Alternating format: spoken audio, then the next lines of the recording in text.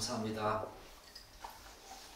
오늘도 우리 주님께서 귀한 선생님을 보내주시고 이렇게 함께 예배할 수 있다는 것이 얼마나 감사한지, 천국의 기쁨이 이런 것이 아닌가. 예수님께서 한 영혼이 주님께 돌아왔을 때에 천국에서 큰 잔치를 베푸신다, 그렇게 성경은 말하고 있지 않습니까? 한 영혼이 천하보다 귀하다. 저는 가정교회를 하기 때문에 그 느낌을 압니다. 그 감정을 압니다. 수천 명, 수만 명 모이는 교회에 한두 명이 무슨 큰 어떤 역할을 하고 눈에 띄겠습니까? 그러나 우리는 가정교회이기 때문에 한 분이 너무 귀하다. 어젯밤에 저는 오시리라고 생각을 못했습니다. 문자를 보내도 연락이 오길래 안 오시나 싶었는데 아침에 문자를 받으니 얼마나 감사한지, 하나님 감사합니다. 그런 기도를 마음속으로 드렸습니다. 축복합니다. 우리가 앞선 시간에서 예수님께서 십계명의 6번째 계명 21절과 26절에서 살인하지 말라라고 하는 말씀에 예수님께서 그 본래적인 의미하고 그 계명에 담긴 하나님의 의도를 말씀하는 부분을 살폈지요. 즉 살인하지 말라. 그 계명 속에는 두 가지 의미가 있다고 우리가 말씀드리지 않았습니까?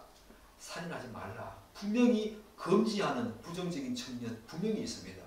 그럼에도 불구하고 하나님의 말씀과 계명에는, 율법에는 항상 부정적인 측면이라고 하더라도 거기에는 선한 행위를 권하는, 이 살인하지 말라 이 말씀 속에는 또한 선한 행위를 권하는 능동적인 측면도 항상 맞물려서 흘러간다, 그렇게 말씀드렸지요.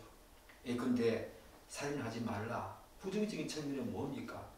직접 우리가 행동으로 살인하는 행위는 물론이거니와 상대방에게 인격적인 모독 가하는 것, 지적인 멸시, 이 어리석은 놈아, 쓸데없는 놈아, 이런 지적인 멸시하고 모욕, 또한 감정적인 분노, 화, 이런 모든 인간의 존엄을 무시하는, 인격을 무시하는 그 어떤 말과 행동도 살인이다 라고 우리가 말씀드렸지요. 반대로 이 말씀 속에 담긴 능동적인 측면은 상대방에게 원망들을 말한 그런 일을 우리가 하나님께서 생각나게 하시거든, 또한 상대방을 노하게 한 그런 어떤 일을 하나님께서 생각나게 했다면 그와 적극적으로 화목하라는 것, 그것이 바로 살인하지 말라 이 계명 속에 담긴 적극적인 의미다, 그렇게 말씀드렸지요. 오늘 본문에서 예수님께서는 살인하지 말라 그 계명에 이어서 십계명의 몇 번째 계명입니까? 일곱 번째 계명인 간음하지 말라 이 내용에 대해서 우리에게 교훈하십니다. 이 계명에 대한 서기관들과 바리새인들, 당시 유대인들의 잘못된 해석을 또한 바로잡아 주시면서 이 계명의 본래적인 의미, 하나님께서 이 말씀을 하신 의중이 무엇인지를 우리에게 정확히 가르쳐 주십니다. 사랑하는 여러분, 잘 알다시피 오늘날이 어떤 날입니까? 오늘날은 과학기술의 눈부신 발전과 다양한 매체의 발달로 말미암아 이전에 비해서 더 많은 사람들이 곧 특정한 계층과 나이, 신분과 지위, 고하를 막론하고 불특정 다수들이 시간과 장소를 불문하고 이 성적인 죄와 유혹에 쉽게 노출될 수 있는 그런 환경이 자연스럽게 조성되었습니다. 과학이 그렇게 흘러가고 있지요. 다양한 매체가, 우리는 휴대폰과 유튜브, TV, 온갖 다양한 매체를 통해서 이런 성적인 유혹과 죄에 쉽게 노출될 수 있는 어린아이까지 나이를 불문하고 지위고하를 불문하고 계층을 불문하고 이런 자연스러운 환경이 조성되어 가고 있는 이 시대에 우리가 살고 있습니다. 또한 과거와 달리 소위 결혼 정년기에 접어들었다고 하더라도 이런저런 이유로 결혼을 미루거나 아예 하지 않으려고 하는 그런 분위기가 대세가 되었습니다. 제가 왜 이 말씀 드립니까? 심지어 이런 현상과 실태는 필경 앞으로 다가올 미래에 적지 않은 사회적인 문제로 이어질 것이 자명하기 때문에 이로 인한 불안과 염려는 점차 정비되고 있지요. 그렇지 않습니까?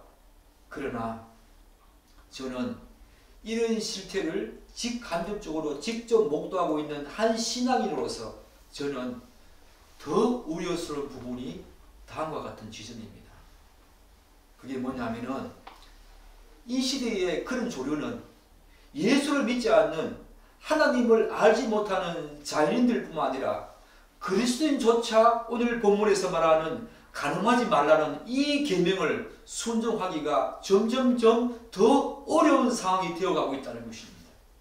무엇보다도 적지 않는 그리스도인들이 이러한 부정적인 현상을 온몸으로 거부하기보다는 적극적으로 거부하기보다는 오히려 이것을 하나의 사회 문화적인 현상으로 받아들이면서 그것에 편승하고 있다는 점 또한 저는 우려하지 않을 수 없습니다. 따라서 이 간음의 문제는 오늘날 우리가 직면한 시대적인 여러 가지 상황을 고려할 때 너무 다른 어떤 주제보다 현실적으로 가장 적실성이 있는 그런 주제라고 할 수 있지요. 그런 주제를 다루게 된 것 너무 감사해요. 주직한데 사랑하는 여러분, 여기에 우리 결혼하신 분들도 계시고 그렇지 않는 분들도 계시지요. 하나님께서는 창세로부터 결혼이라고 하는 이 제도를 통해서 합법적으로 남녀가 성적인 기쁨과 관계를 풍성히 누리도록 허락하셨습니다. 그러나 결혼에 대한 이 올바른 인식이 점점 퇴색되어 가고 있고, 심지어 결혼을 했다고 하더라도 너무 쉽게 이혼을 결정하고 판단하는 오늘날 이 비합법적인 성적 관계와 간음이 난무하는 상황이 되어버렸습니다. 따라서 이 문제를 우리가 앞에서 다루었던 주제 못지않게 심각하게 고민하고 탐색해야 되죠. 본문에서 예수님께서 어떻게 말씀하십니까? 27절 한번 보십시오. 또 간음하지 말라 하는 말을 너희가 들었으나 나는 너희에게 이르노니 음욕을 품고 여자를 보는 자마다 마음에 이미 간음하였다. 이렇게 말씀하고 있습니다. 이 계명 또한 앞에서 살펴본 노하지 말라, 살인하지 말라와 같이 부정적인 내용을 분명히 담고 있지요. 그러나 우리가 앞에서도 계속해서 언급했듯이 우리는 하지 말라고 하는 이 부정적인 내용을 살필 때에도 그 말씀 속에는 적극적으로 하나님께서 무엇을 하라고 하는 그런 의미도 함께 내포되어 있다. 이런 양면성이 있다는 것을 여러분 반드시 인식하고 이 말씀을 우리가 받아야 하지요. 사랑하는 여러분, 본문을 해석할 때도 그 원칙은 그대로 유지되어집니다. 본문에서 예수님께서는 먼저 또 간음하지 말라 하였다는 것을 너희가 들었으나 라는 말씀으로 포문을 여시지요. 너희가 들었으나 이 말 속에는 우리가 뭘 알 수 있습니까? 무엇을 추적할 수 있습니까? 예수님께서는 이 바리새인들과 서기관들과 유대인들 이들이 간음하지 말라고 하는 이 계명 또한 살인하지 말라, 노하지 말라와 같이 그 자체의 본래적인 의미, 하나님의 의중을 왜곡했다는 사실 우리가 유추할 수 있지요. 너희가 들었으나 라고 예수님께서 말씀하시는 걸 봐서 이들이 또 이 말씀 또한 왜곡해서 알고 있었고 가르치고 있었다. 우리가 그렇게 유추할 수 있지 않습니까? 그런데 그러면 이들이 이 계명을 어떻게 이해했습니까? 그리고 들어왔고 가르쳤습니까? 오늘 말씀을 보지 않겠지만 신명기 22장을 보면 이들이 전통적으로 이 간음하지 말라 이 계명을 어떻게 알고 있나 하면은 이들은 이 간음하지 말라라고 하는 이 의미를 단지 남자가 결혼한 배우자가 아닌 다른 사람들과 성적 관계를 가지는 것을 이들은 간음하지 말라 그렇게 이해했습니다.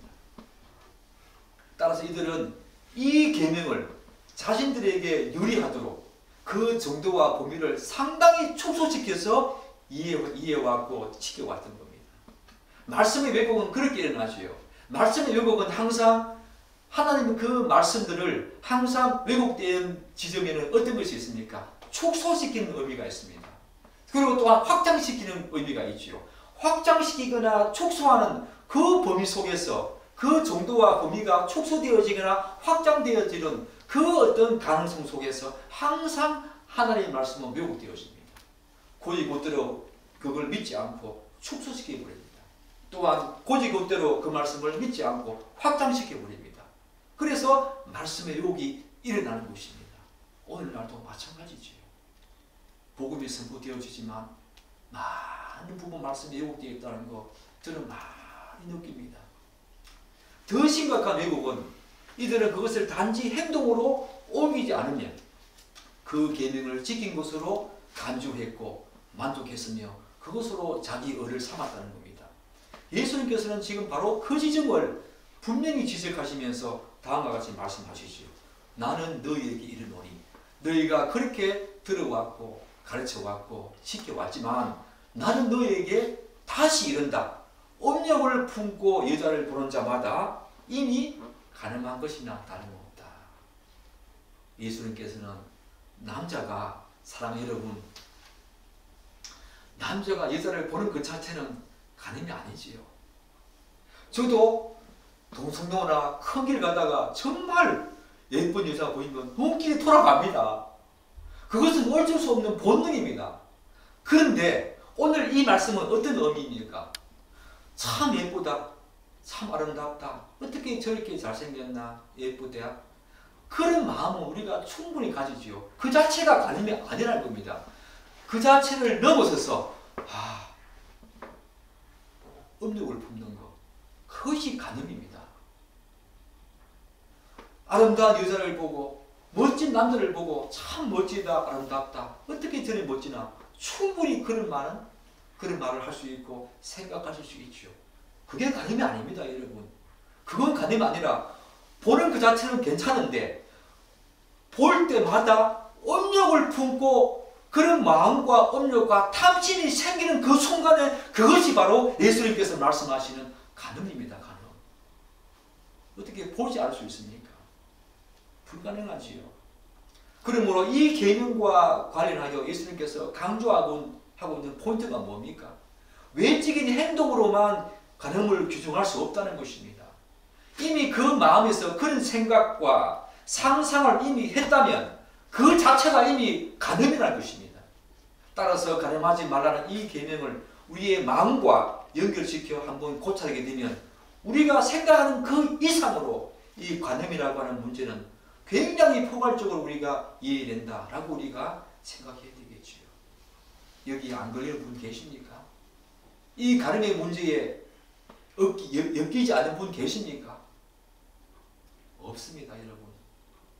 예컨대 우리가 좀 더 포괄적으로 이 계명을 알고 이해되는데, 예컨대 이 계명에 따르면 나와 다른 사람의 순결을 해하고 더럽히는 말과 행동, 그리고 이성을 향한 어떤 마음속의 음욕, 그리고 그런 유사한 생각과 상상까지 다 가늠에 해당한다는 것입니다.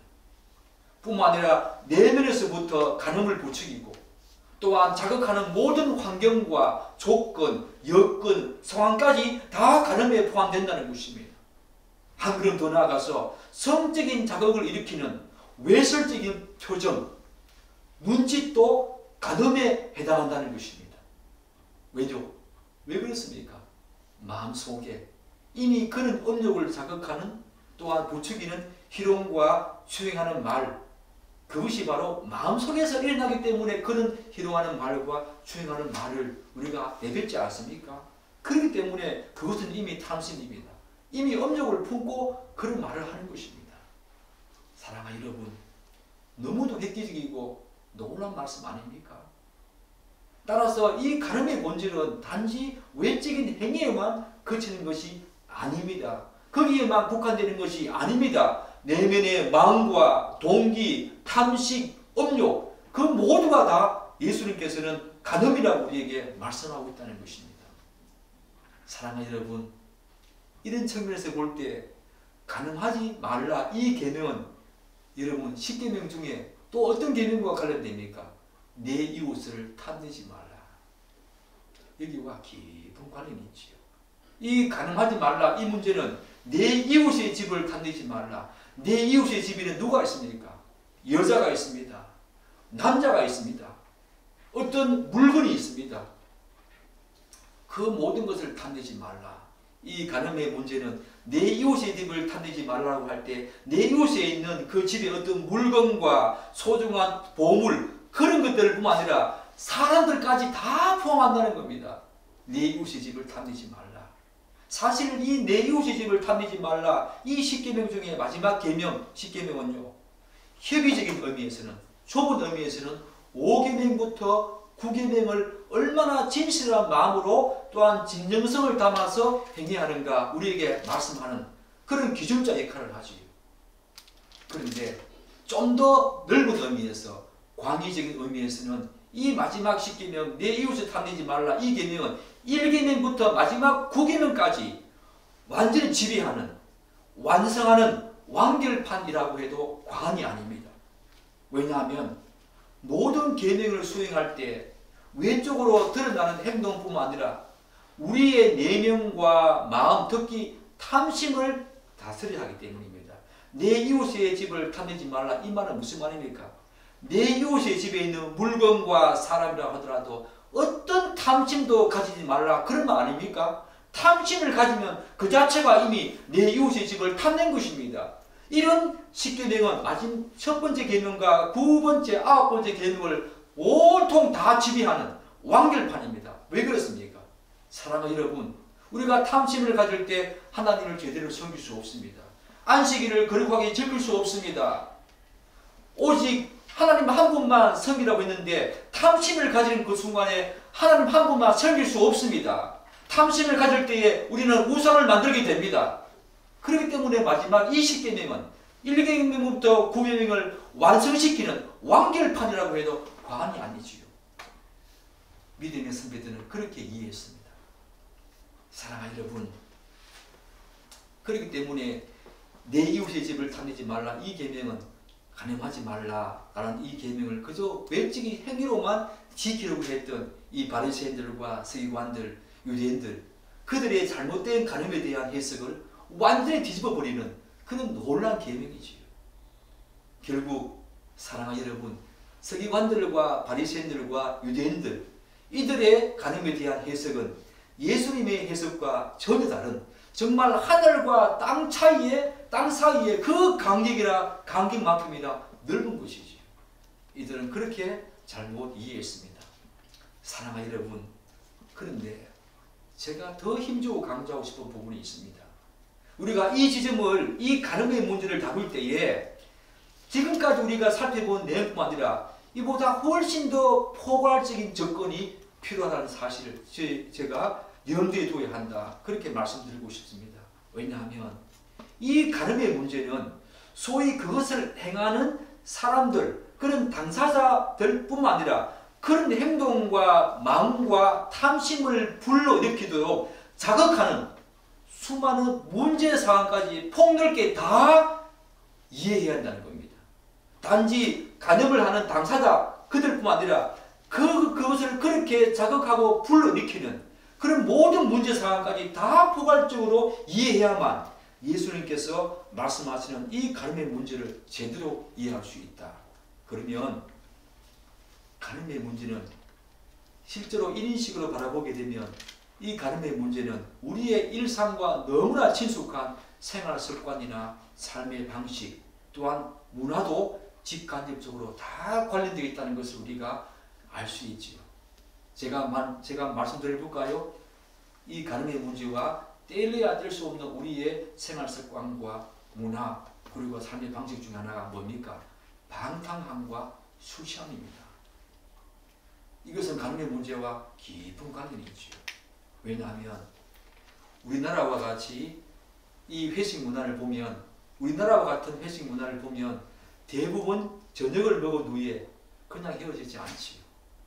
2차, 3차 멈추지 않고 갑니다. 대부분 2차, 3차는 기분으로 가게 되지요. 주로 어디 갑니까?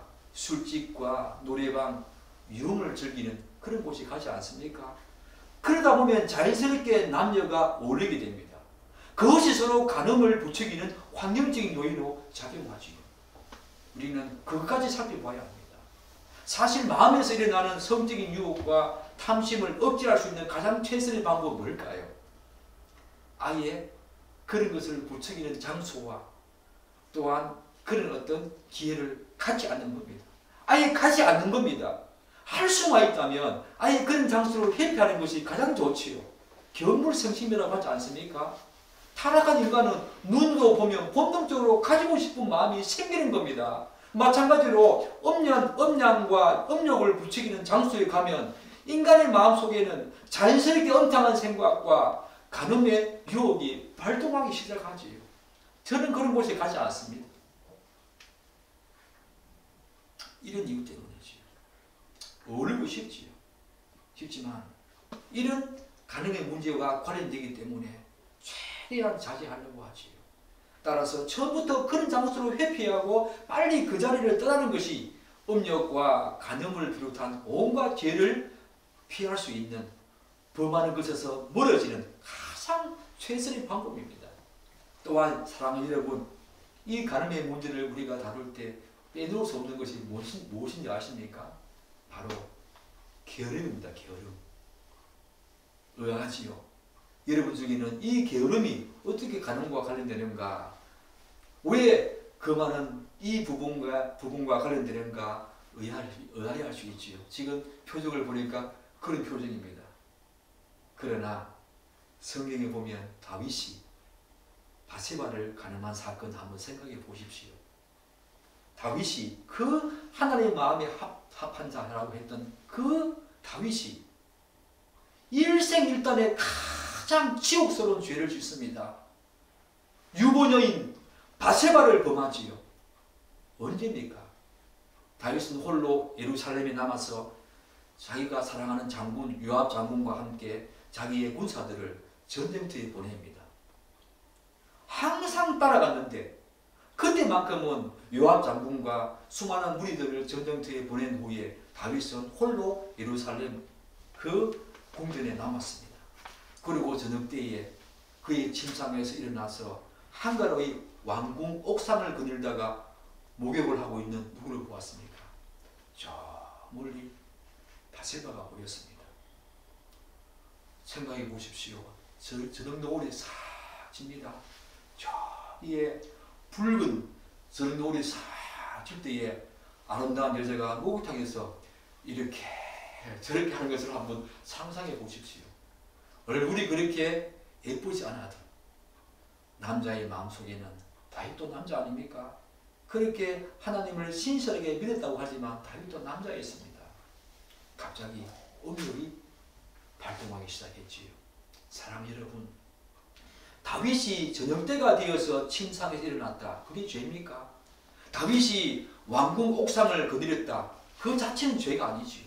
우리가 아름다운 여자를 보는 그 자체가 죄가 아니듯이 다윗이 저녁 늦게 업무에 피곤했겠지요. 그래서 낮잠 잘 수 있지 않습니까? 그래서 저녁 때 일어났다. 그건 죄가 아닙니다. 그리고 일어나서 옥상 산책했다. 그건 죄가 아니지요.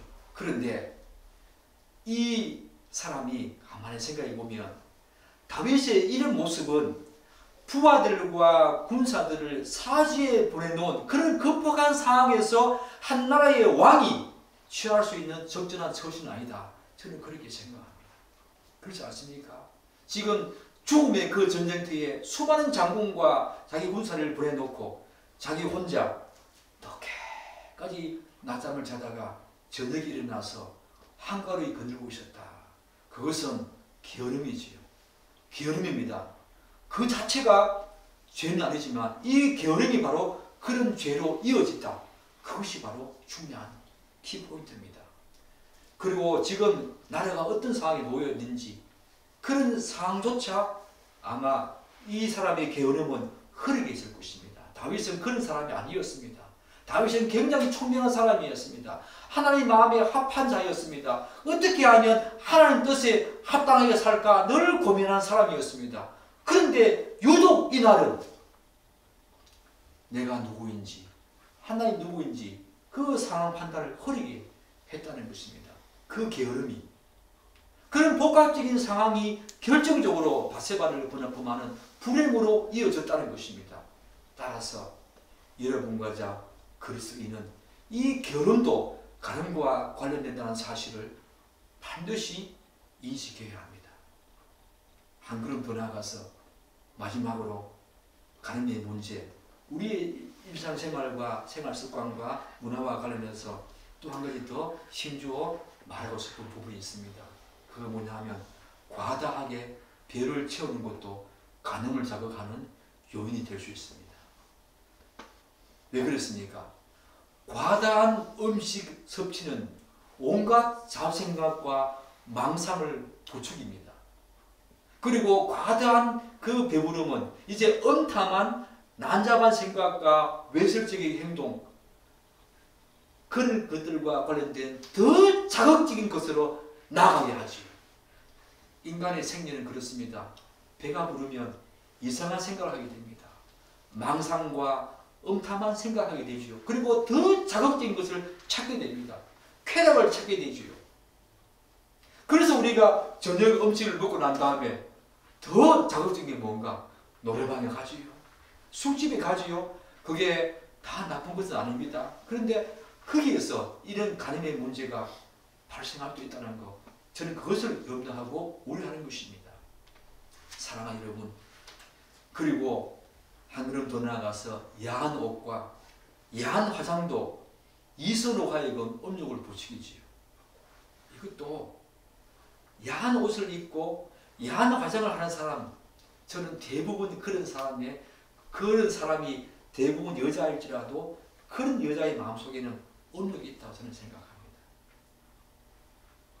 그런 마음이 분명히 일층 있기 때문에 야한 행동을 하고 야한 춤사위를 하고 야한 화장을 하고 야한 옷을 입는 거지요. 지나치게 몸을 노출시킨다거나 현란한 춤사위도 다른 사람들의 마음을 유혹하고 음욕을 품게 하는 원인으로 작용하지요. 사랑하는 여러분, 그런 측면에서 본다면 이 가늠의 문제가 얼마나 포괄적으로 우리가 이해해야 합니까? 여러분, 사랑하는 여러분, 그런 측면에서 본다면 이 가늠의 계명에서 우리가 벗어나는 자 누가 있겠습니까? 그 위대한 다윗도 가늠의 문제를 벗어날 수가 없었습니다. 그 위대한 다윗도, 하물며 여러분과 저는요. 사랑하는 여러분, 우리는 계명을 다 지킬 수 없습니다. 1000가지 만가지 계명 중에 한 가지라도 어기면은 성경은 모든 계명을 다 어겼다, 그렇게 말하지 않습니까? 그런데 우리에게 은혜를 주신 분이 계십니다. 바로 예수 그리스도. 그분이 태어나는 그 순간부터 마지막 십자가에 돌아가시는 그 순간까지 하나님의 모든 율법을, 그분이 계명을 다 순종했지요. 우리가 그것을 능동적인 순종, 적극적인 의라고 말하지 않습니까?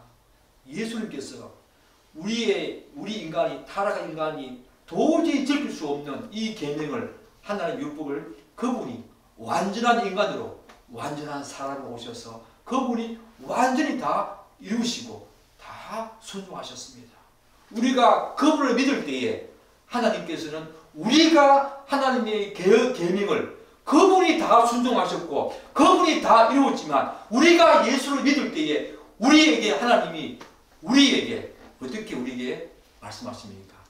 우리가 그것을 지키신 것처럼, 우리가 그것을 순종한 것처럼 여겨주시는 은혜가 우리에게 있게 되지요. 그래서 우리가 구원으로 나아가는 것입니다. 이것이 바로 기독교의 복음이지 않습니까? 예수 그리스도. 다시 이 지점에서 저는 예수 그리스도를 떠올리게 됩니다. 이 가늠의 문제에서 저도 굉장히 고민했었고, 정말 청소년 시기에 이 가늠의 문제와 결부되지 않은 사람이 어디 있겠습니까? 굉장히 많은 죄책감을 느끼면서 살았습니다. 그런데 예수를 믿고 난 후에 예수님께서 내 모든 죄를 다 지시고 또한 십자가에 돌아가시는 이 수동적인 순종, 소극적인 의를, 그분이 다 죄 지은 사람은 바로 죽어야 되죠. 영원한 멸망으로 가야 합니다. 그런데 예수님께서 내 죄를 다 지시고 그분이 대신 죽으셨다는 그 사실을 믿을 때에 또 하나님께서 너 죄에 대한 모든 대가를 예수님께서 다 치러주셨다는 그 사실을 믿을 때에 우리로 하여금 모든 죄책에서 벗어나게 하는 놀라운 복음을 또 우리에게 주시지 않았습니까? 자유하게 됩니다. 진짜 예수 그리스도 그분 안에 참된 자유가 있습니다. 아무리 돈이 많고 부자라고 하더라도 이 죄의 문제는 해결할 수 없습니다. 그의 마음속에는 항상 그런 근심이 있습니다. 이 죄 문제를 어떻게 해결할까? 예수 그리스도 안에서 죄 문제가 해결되어집니다. 사랑하는 여러분, 이 간음의 문제를 생각하면서 최대한 간음을 부추기고 자극하는 그런 곳에 여러분들 회피하십시오. 가지 마십시오. 그리고 이미 마음속으로 음욕을 품은 그 자체가 간음이라고 하는 하나님의 계명은 외적으로 외적으로 그걸 지켰다고 해서 그 계명을 지킨 것이 아니죠. 하나님은 우리의 중심을 보십니다. 우리의 마음을 보십니다. 마음 자체가 이미 더러워져 있다면 외적인 행동을 우리가 하지 않았다 하더라도 그 계명을 어긴 것입니다. 사랑하는 여러분, 예수 성품 닮아갑시다. 성령의 9가지 열매, 사랑과 희락과 화평과 오래 참음과 자비와 양성과 충성과 온유와 절제, 이 9가지 성령의 열매를 예수님 닮아가는 성품 속에서 우리 충실히 맺어냅시다. 그렇게 거룩하게 한번 살아봅시다. 예수님께서 우리에게 구원하신 이유는 바로 그런 목적으로 하나님 앞에 거룩하고 허무없고 정없는 자로 여러분과 저를 세우기 위해서 예수 이 땅에 오셨고 그분이 십자가에 돌아가셨습니다.